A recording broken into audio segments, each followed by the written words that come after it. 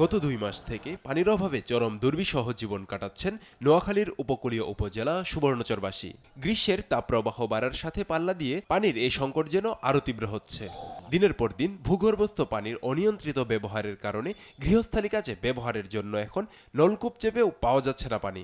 পানি শূন্য হয়ে আছে আশেপাশের খাল, বিল, পুকুর, জলাশয়গুলোও। খাবার পানির জন্য দূর দূরান্তে ছুটতে হচ্ছে স্থানীয়দের। খাল বিল জলাশয় একবারে শুকিয়ে গেছে, এখন তো পানি নেই, কোথাও কোনো পাখি নেই। যে আমাদের এত বড় পুকুরও পানি নেই। যেগুলো ডিপ টিউবওয়েল বসানো এগুলা তো অধিকাংশগুলোতে পানি নেই। মানুষের পানির খাওয়ার কষ্ট, আশেপাশে দূর থেকে আনি পানি খাইতে হয়, গোসল করতে কষ্ট।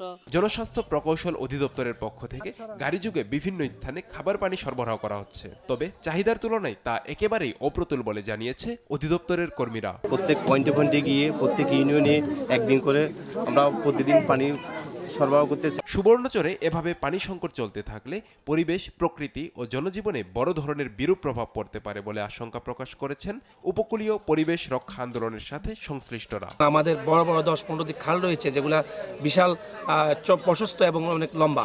এই খালগুলোকে যদি আমরা পুনঃখনন করে এবং বৃষ্টির পানি সঞ্চয় করতে পারি, তাহলে আমাদের শুষ্ক মৌসুমে সেচ সংকট দূর হবে। পানির সংকট মোকাবিলায় স্বল্প ও দীর্ঘমেয়াদী সমন্বিত পরিকল্পনা গ্রহণ করা হয়েছে বলে জানিয়েছে উপজেলা প্রশাসন।